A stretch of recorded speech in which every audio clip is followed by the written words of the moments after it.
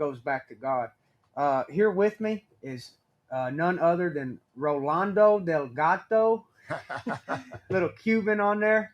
And man, I've just known this guy so long, and he's really been like an uncle to me more than anything. But of course, he's a coach, he's a mentor. Um, Introduce yourself, brother. Yeah. So I'm one of Bryce's coaches. We're friends as well, and I'm just a little bit older than him, but we both had kind of similar paths. I bought some land, spent all my money on the land, and lived in a camper for a little while before I built my first house. He lived in a camper a lot longer than I did, but he bought land pretty young and did that. We both were professional fighters, or he's still a professional fighter, both love jiu-jitsu, both love hunting, both love homesteading, both love prepping, both love what we think America stands for. And so I'm pumped to be doing this podcast with him. We have a little bit different personalities, and so we've had great conversations on all the fight camps that we've had and all of the fight trips. And so I think it's going to create a great dynamic, and I'm just really pumped to be here and to be doing this, even if it's midnight on one of the coldest days in Arkansas history.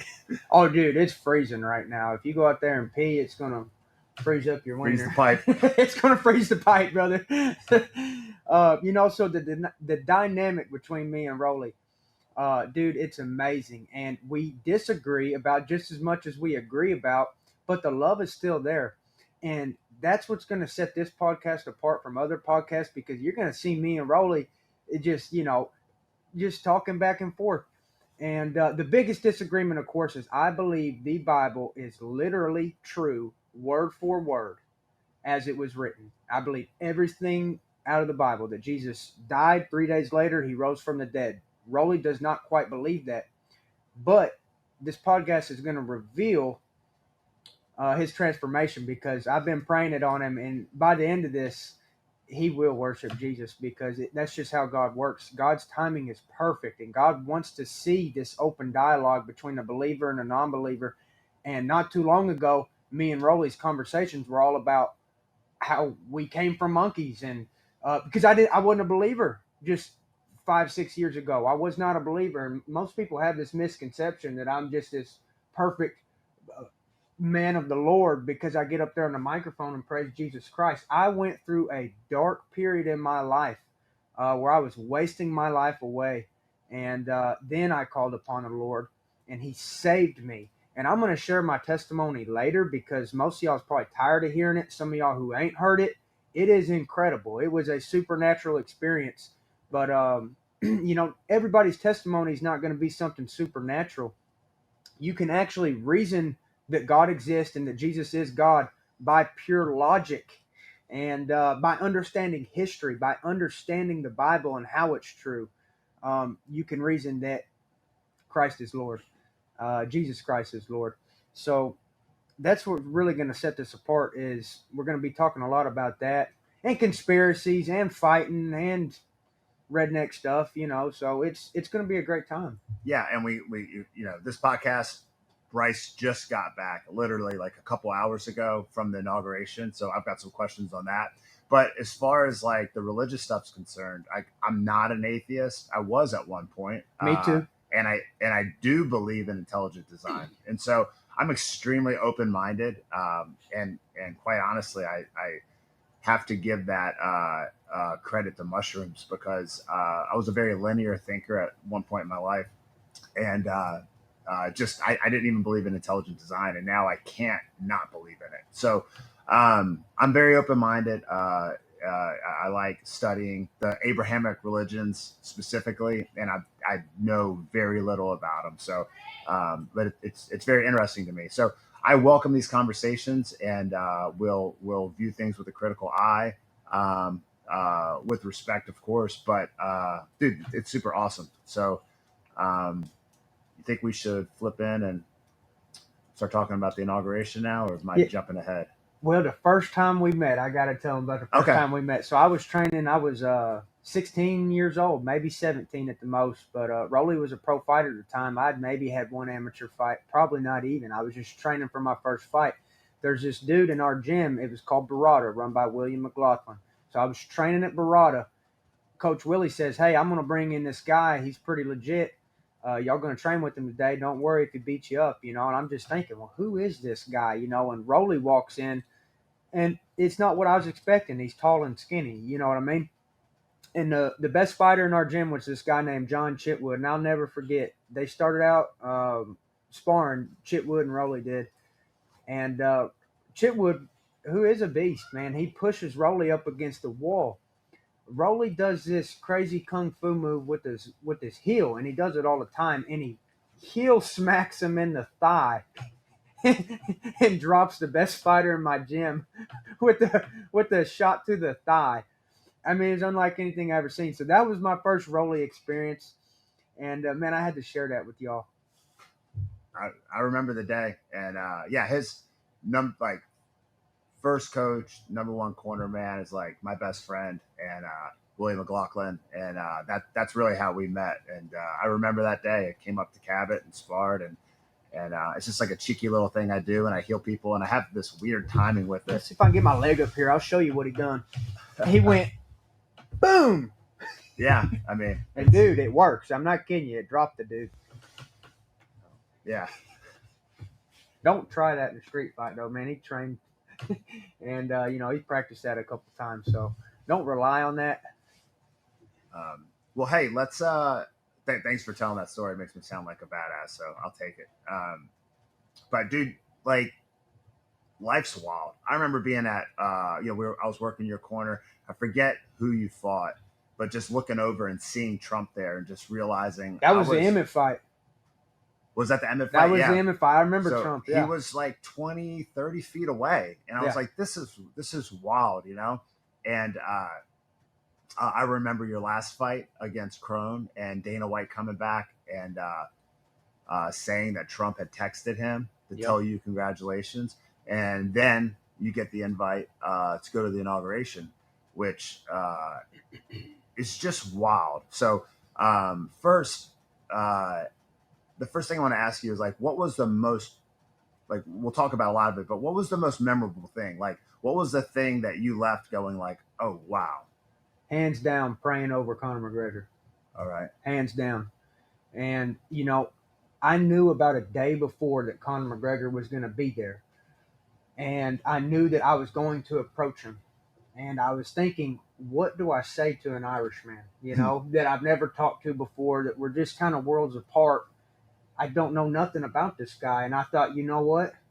I'm going to uplift him with prayer if he allows me, because I also saw that he started worshiping Jesus Christ. And so I thought, you know what?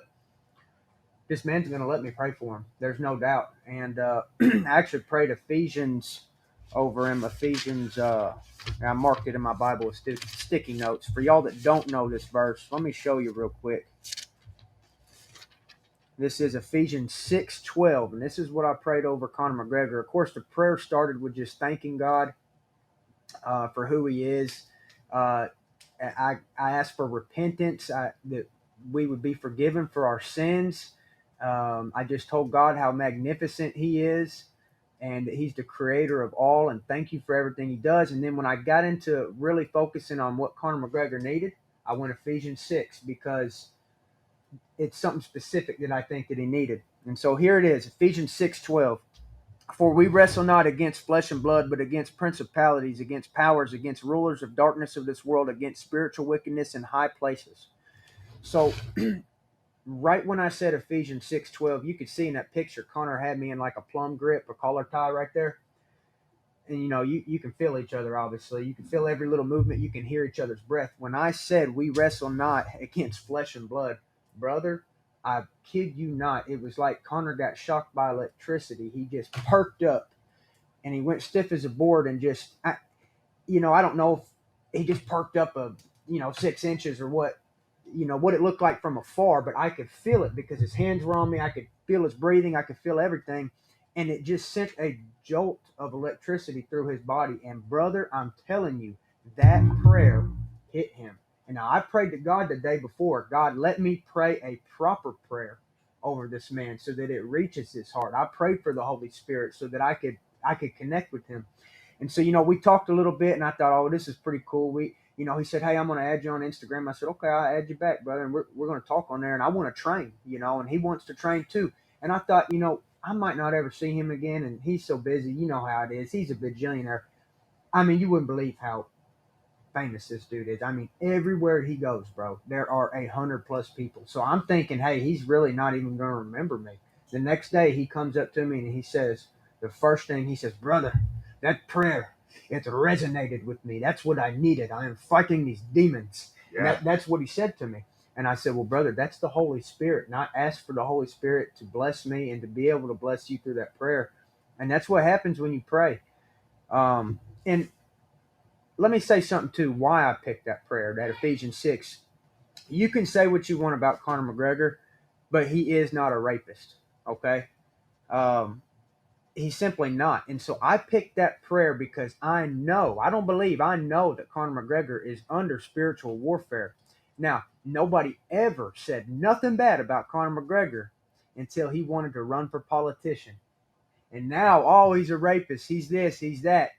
No, it's bullshit. He is not a rapist. I'm telling you right now, he's under spiritual attacks. Y'all uplift that man in prayer, okay? And shame on you Christians that want to criticize Conor McGregor for things that he's done in his past when he's praising Jesus Christ publicly with 40 million followers on Instagram. Do you know how many people he's reaching? And guess what? Here's what I got to say about all y'all criticizing Conor McGregor for sexual impurity. Would you look King David in the face in the sight of God in the kingdom of heaven and call him sexually impure? Would you criticize King David while God is watching? No, you wouldn't. You would shut your mouth and you would thank King David for writing Psalms. So don't you sit there and criticize Conor McGregor when you wouldn't say nothing to King David because you're scared. And that's what I got to say about Conor McGregor. He's under, let me emphasize this one more time. He is under attack because he wanted to run for political office in Ireland. And the devil knows if he wins, he's going to kick all them Muslims out of his country. And he's going to put it into the rapes and the killings that all these Muslims are doing. And by the way, don't take what I'm saying and spin it because these Muslims ain't the Zobas of the world. Okay, these Muslims are awful, bro. They're raping little girls and killing little boys. And you can look it up if you don't believe Bryce. Just Google it, bro. There's thousands of Irishmen in the street right now because they're protesting what's going on. And when I say the Zobas of the world, Rolly gets that reference. We have a really, really good Muslim friend named Zoba. And let me tell you about Zoba. He's that type of Muslim that's just like, he's like best friend material. Like if you're out of town, he'll watch your dogs for you. He'll watch your cows. He mows lawns for a living. Hardworking man. He moved from Yemen to America, and now he's American. I'm telling you, he loves America. He's red, white, and blue. He'll fight and die for this country alongside of us Christians. And Zoba is the epitome of a best friend. So when I say that Muslims are flooding Ireland, I'm telling you, they ain't the Zobas. They're raping little girls, they're killing little boys, and that's what's up, man. And if you don't believe it, then just do your own research.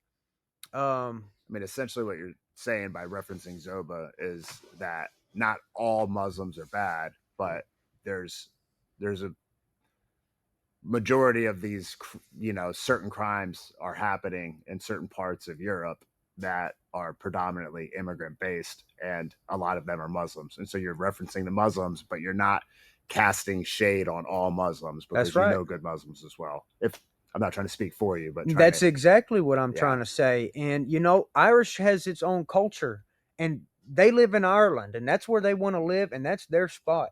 And they ought to not be flooding Ireland with all these Muslims. So as soon as Conor McGregor comes up and says that, then they attack him, make him look like the bad guy.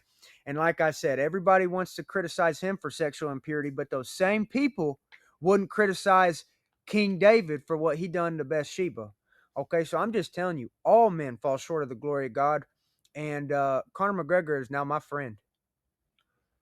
Well, that first of all, I think we're all rooting for him because he just, he burst onto the scene from, welfare in Ireland to being, I mean, literally, like, as cliche as it is, changing the game. And then that happens to men, and all of the money and all of the fame and a lot of the worldly stuff comes with that. So I'm glad you got to meet him. I mean, you always have a perception of somebody in your mind, and then if you proverbially break bread with them, and then all of a sudden, like they're not whatever box you put them in. That's right. So that's super awesome. So you're there, you're with McGregor. A lot of other big names there. Like I know this was like a super pivotal point in the election. I mean, I'm sorry, in the country, and every election is kind of like sold that way. And I've always personally just not bought it and voted third party. And this was like the first election in a long time since I was like super young uh, that I voted Republican again. I've been voting Libertarian for a long time, and so I voted for Trump. And a lot of people, they put Democrats in a box and they put Trump supporters in a box. And I'm as libertarian as you can get. But what was that? All of that preface is to the question.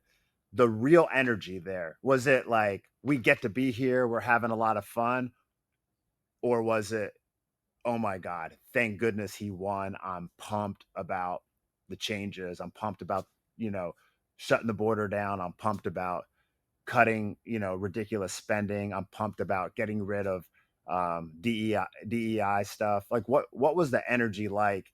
Was it more of a party or more of like excitement about the election? Like what did you take from that?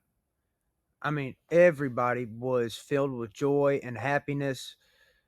If anything, I was probably the most skeptical about the future because I'm just not convinced that we're going to turn the country around that quickly and everything's going to be perfect. I think that we're still under attack from evil elites. I do think that Donald Trump is a good guy, but I think something big is coming. And I don't know what, but I'm just telling you, I think they're going to burn another city down. I think they're going to flood another city. I think they're going to let out another virus. Everybody there, you could tell that was not going through their head because there was so much excitement, so much happiness, and so much joy at this party. There was just no bad intentions there. Everybody, I even seen Ben Shapiro there, and I didn't even say a word to him. I just walked right by him. I didn't even want to be anybody or be the person that brought any negativity to anybody. I was there to spread love and positivity. And I know if you get me around Ben Shapiro long enough, I'm going to tell him I'm going to beat his ass, Yeah. And, I'm really not. I'm just saying that. But I Yeah, just you just don't. love Candace and you got that I whole love thing. Candace, Yeah, bro. Don't yeah, mess with yeah, Candy, dude. Don't yeah. mess with Candy, My dude. my wife loves her, I love her. And yeah, that's the thing, right? There's a time and place for everything, and that was Yep. that event wasn't about you, and it wasn't No. about Candace, and Yeah. it was about the inauguration. Man, it's wild. Like I'm not. I'm generally. I don't want to say like I'm like a realist that tends to lean pessimistic at times, and I I can't help but be. I have a friend of mine, and he always says like path of hope, path of hope, path of hope, and it's like if the path of hope and the path of fear led to the same place, you would choose the path of hope because why would you make yourself suffer on the way to the destination? And so right now I'm hopeful that we're going to get spending under control. Yeah. I'm hopeful that we can make some positive changes. Obviously, I mean I have a lot of opinions on this what Peterson would call like the postmodernism movement and basically the vacuum of like secularism and what took its place and things got crazy. Ooh, some wickedness took its place. Just the Some weird stuff took its place, brother. yeah and Speaking of, I seen a big old tranny there, about 6'3", and that was the only girl in that whole party that didn't look good because that chick had a dick. It was Caitlyn Jenner, bro. Caitlyn Jenner was he there. was he was there, brother. Did you talk to him? No, dude, I'm so sad for those people, bro. It's just depressing, and but there's no hatred in my heart. But no, I didn't want to talk to him, and I like I said, I feel bad for those people, man. They need help. They need prayer. Well, I don't know. I can't speak for anybody else, whether they're gay or transsexual, and I'm perfect. I don't know what if I don't know what his situation is, and he's obviously and I'm not calling him a he to be disrespectful. It's That's a just he. it's That's well, I'm not gonna call it's him a she. That I would be disrespecting myself if I call him a she. That's if wrong. In if fact, it's a sin. if he was here, It's a sin. if Caitlyn Jenner was here and he was like, Rolly, I'd really rather you prefer to me as a she, I would, out of respect for him. It I wouldn't be out of fear, it wouldn't be because the yeah. government made me, it wouldn't be for political reasons. I would just respect his wishes. But You anyways, I said just his. yeah, I did You because said his, that's Rolly. yeah. How dare you talk about her like that? See, Um, here's the thing. I don't give a damn. I'm not gonna call him a girl. Now, I'm not gonna say some things to his face that I would say behind closed doors because it's offensive and it's not good for a Christian to do that to somebody's face just to hurt their feelings. But one thing I'm not gonna do is call him a her. Um, and I would uplift him in prayer as much as I could, and I'd say, "Look, you are my brother in Christ, and I'm here to help you as much as I can, but I'm not going to help you by calling you my sister in Christ. In fact, like I said, that's a sin for me to stoop down to that level. But like I said, can't disrespect them. sure, and it's like the Stoics say, and I don't know which Stoic it was, but you know, when you think like, are you going to say something? It's like, well, like, do you know it for a fact? Like, were you there? And like, is it true? And then the third thing that I really like is like, will it do any good? Mm-hmm. And like, is that going to do any good? And if the answer is no, it's like there's no reason to rile somebody up. I like that. Yeah, that's a good way to nip gossip in the butt when someone wants to come talk to you. Will it And do any good? Will this conversation be well, productive? first, like, is this like is did you hear it? You know, did you hear about so and so, or like, did you see it? No. Okay. Do you know if it's true? No. Is it good? I mean, will anything good come of it? You know, and it's Yeah. like, well, let's just skip it. Well, the So Bible talks about that too. It says don't gossip. I mean, there's the parables are amazing. Uh, you know, I learned something the other day. So I've got this like read the Bible in a year thing, and so instead of reading it from Genesis to Revelation, it breaks it up into chunks and stuff. Actually, no, I didn't read it, and I didn't learn this in there. But basically, I think I saw it on YouTube. But I you know, like the Bible can be confusing, and it said like, well, why does Jesus teach in parables? Well, And he answers that question. does he? What? I believe his answer exactly is because they have ears but cannot hear. They have eyes but cannot see. So maybe if I say these things this way, they will maybe understand me. Really? That's what, because the apostles ask him, "Why do you speak in parables?" Okay, yeah, yeah. I remember some type of reference to that. Another thing that I had heard is that there wasn't a lot of people couldn't write. A lot of people didn't have books, and so they would remember parables. But if you're just like listing off like facts or like rules, it'd be hard to remember them all. But Yeah, you remember a story, you and do. that's And how to this day, oral tradition yeah, can carry on. And so I thought that was absolutely. interesting. And it's true. That's how people remembered things, is stories. And it has a lot of, my favorite part of it is the Bible is so tied in with agriculture. And for example, you reap what you sow, Mm-hmm. you know, and I've got a verse over here written on the wall. It says, the slug, this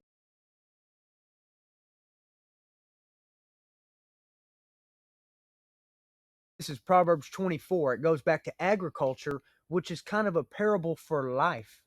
The sluggard will not plow by the reason of the cold, therefore shall he beg in harvest and have nothing. So that's a farming and agricultural parable about life because everybody back then farmed. They didn't have a fancy society like we had. They understood the value of farming. And what God is saying there in Proverbs is that you're going to make excuses in the winter not to plow, and come harvest in the spring and the summer, you're going to be begging for food because you didn't plow in the cold. And brother, take that and apply it to your business. Take that, apply it to your marriage. Take that and apply it to everything. And that's why those parables are so amazing.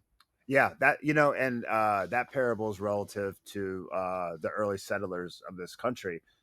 When they first Yes. got here, they Yes. tried communism, And then, somebody didn't feel good that day, they wouldn't go work in the field. If the pregnant women were pregnant, they wouldn't go work in the field, and it failed. And so everybody became responsible for their own food.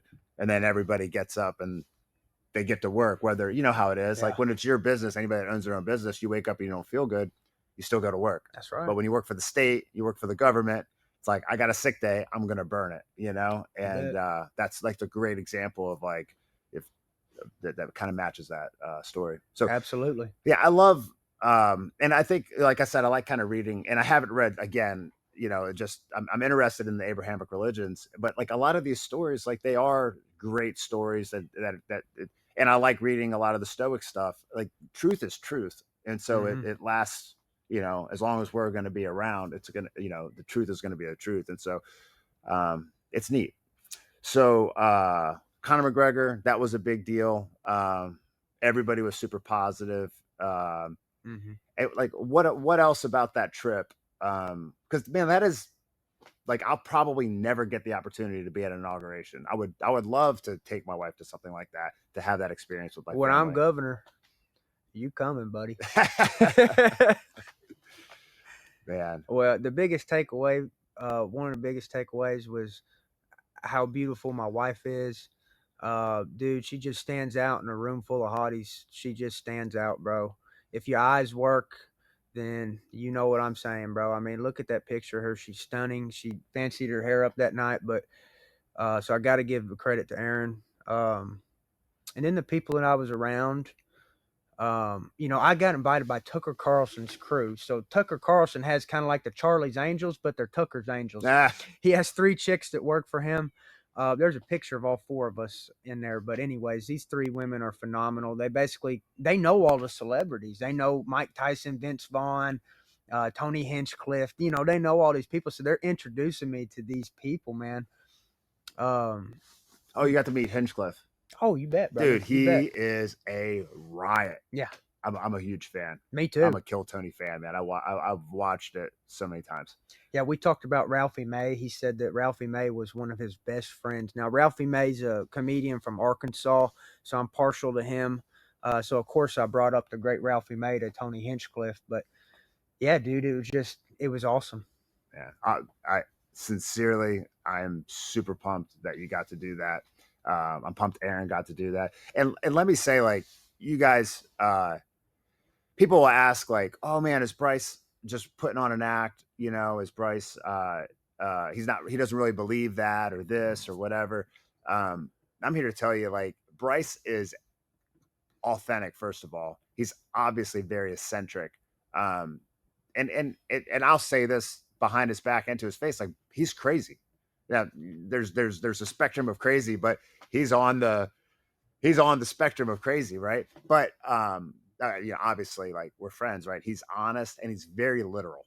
And so that's when people ask me about Bryce. I was talking to Den Thomas one time, and I was like, look, he's literal. So like when you're talking to him, like, he's telling you exactly what he means. But anyways, he's a nut job. He lived in a camper forever, and he didn't need to, but he's cut from a different cloth, and that's why he's Bryce, and that's what it takes to compete at that level. And I am hard on my friends, whoever they're dating, their girlfriends or whatever, because I think the world of my friends. And when I met his wife, I couldn't believe how normal she was. Like, I mean, she's a beautiful girl. She's very normal. Everybody loves her. Just this guy got so lucky with Aaron. My wife loves her, and my wife isn't the easiest woman for other women to get along with.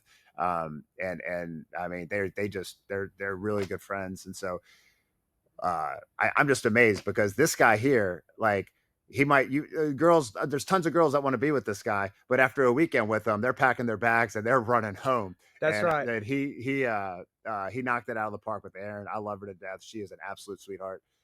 So when he was talking about her like that, I just want to emphasize how normal she is. And then we have Bryce. And speaking of that camper is essential in my development, because that camper is what you can also call a litmus test. Do you know what a litmus test is? Well, it's like a filter is what you're using it as. That's right. I get me a girlfriend. I bring her back to that camper. And if she don't like the camper, and she don't make the cut. And I'm telling you, Aaron lived in that camper with me for over a year. Um, we got married, had a child, and the camper's a 35 footer, brother. It's a 35 footer. It's a 2000 Dutchman. For y'all who go camping, I mean, not a big camper, brother. So the first 2 weeks that Tucker was born, this was right after the Emmett fight. I'm living in a camper that's 35 foot. The baby's sleeping in the living room with the space heater on him in the winter. And just a wake up call, bro. Just like, we'd wake up and I was building a house by hand, and then Aaron would say, get out of bed, get your ass out of bed and go build that house, and I built that house by the grace of God, and he blessed me with Aaron. But dude, she pushed me to build that house because I'm trailer trash, bro, and that's just what I am deep down. That's all I want to be. But she pushes me to be more, and I would have never got out of that camper if it wasn't for Aaron. I seriously wouldn't have. But you can't flourish living in that in that trailer, bro. I can't blossom into a butterfly if I'm sitting in there living in that camper, which it's phenomenal. In fact, I still have people coming over tomorrow, coming from Pittsburgh to stay in that camper. Pro fighters from Pittsburgh, Coach Chris Williams. But anyways, they're gonna be staying in the camper for like 4 days, just training in the shop here. By the way, this is my training facility right behind me. We moved this table and the cameras and stuff, and I train right here. But anyways, Chris Williams and his pro fighters coming over tomorrow. They're training with me, staying in that camper. So it's a nice little camper, but dude, you can't be having a wife and a kid in a camper, bro. So Aaron made me get my stuff together, and she really pushed me to that next level. And I'm telling you, she just made this house a home. Love it, man.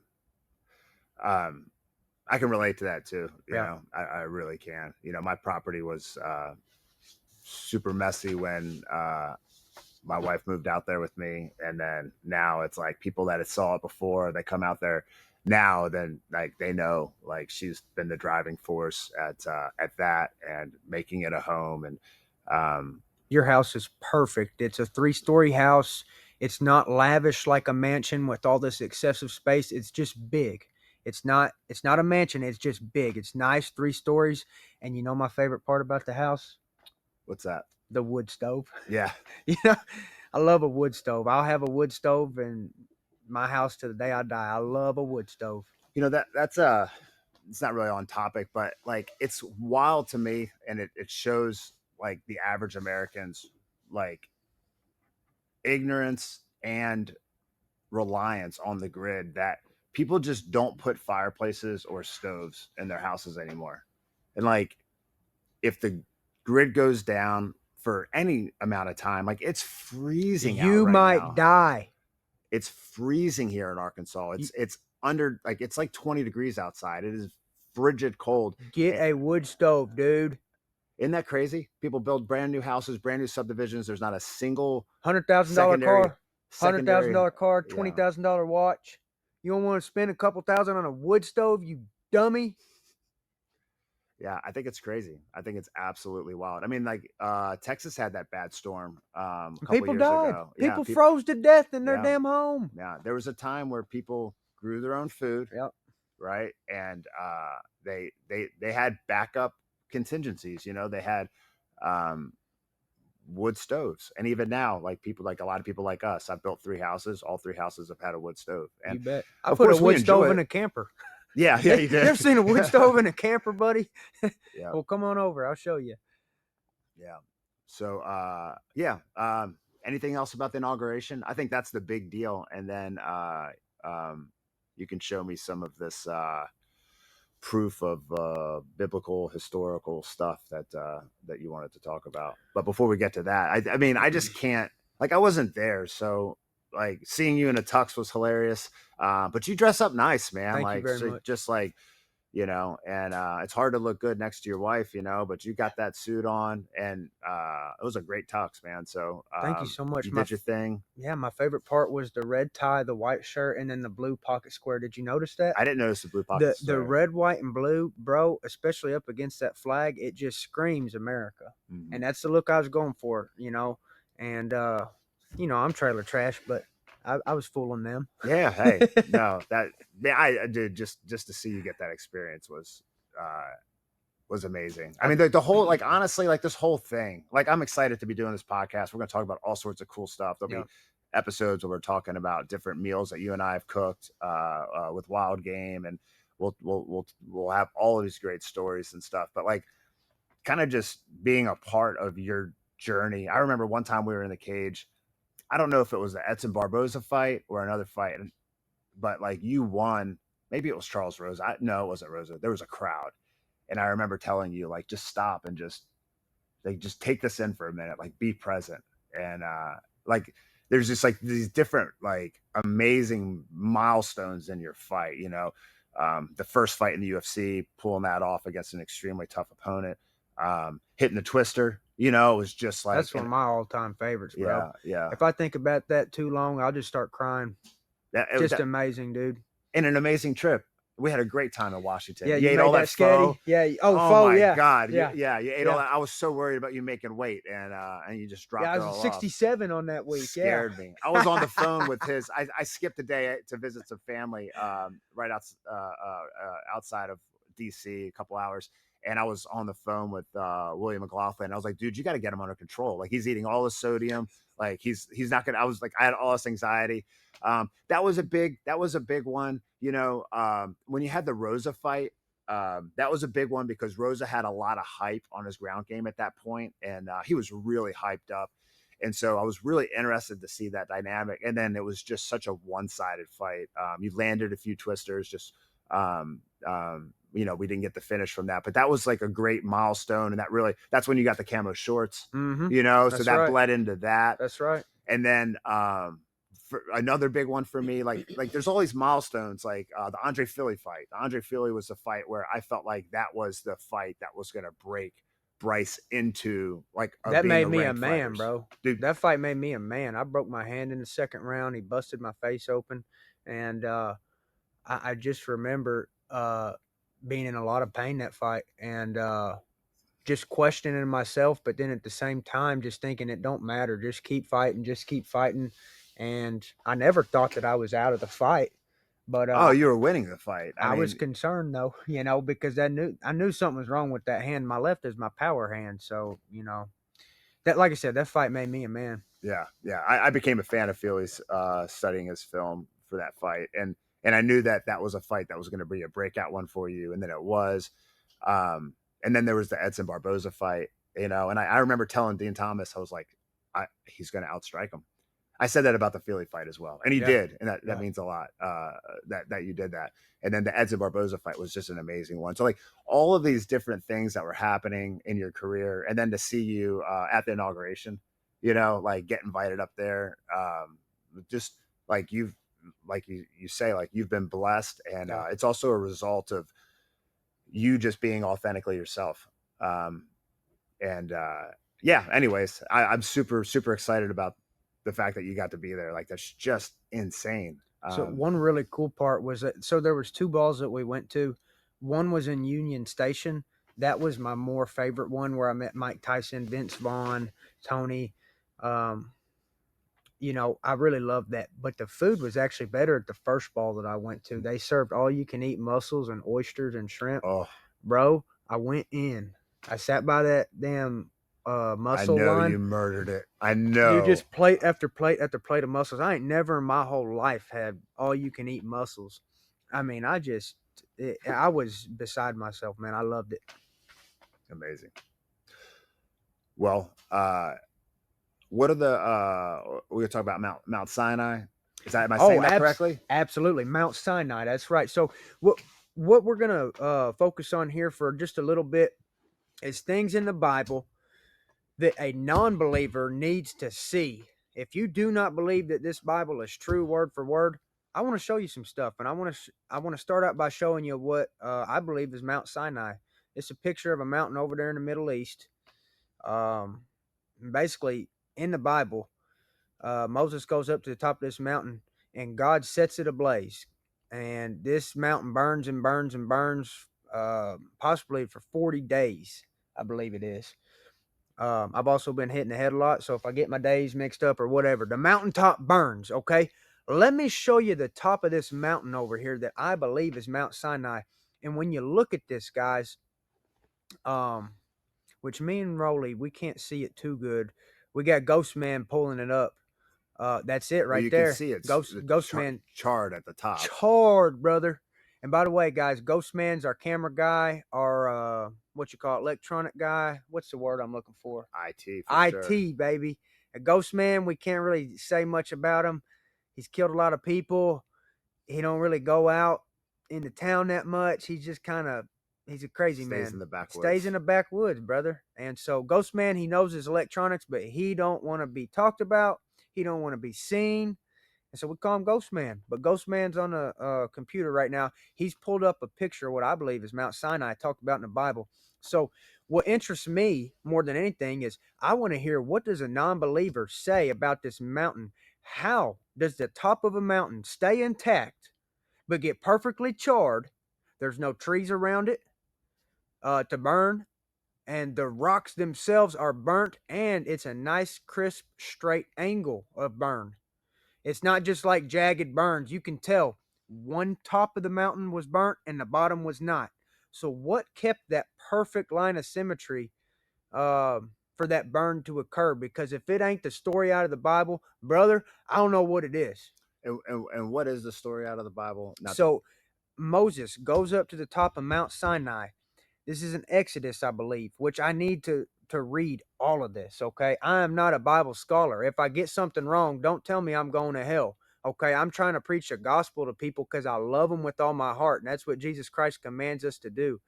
And by the way, if you're going to read the Bible, we were talking about this earlier. I suggest you start in Genesis, read all of it, then go to Revelation and read all of it, then read some Gospels, and then read. I think perhaps the two most impactful books of the Bible are going to be Psalms and Proverbs. If you're like me and you want to feel something that just talks to you, Psalms and Proverbs. The Gospels, Matthew, Mark, Luke, and John is what the Gospels are. The book of Acts, incredible. Matthew, Mark, Luke, John, and then Acts are incredible.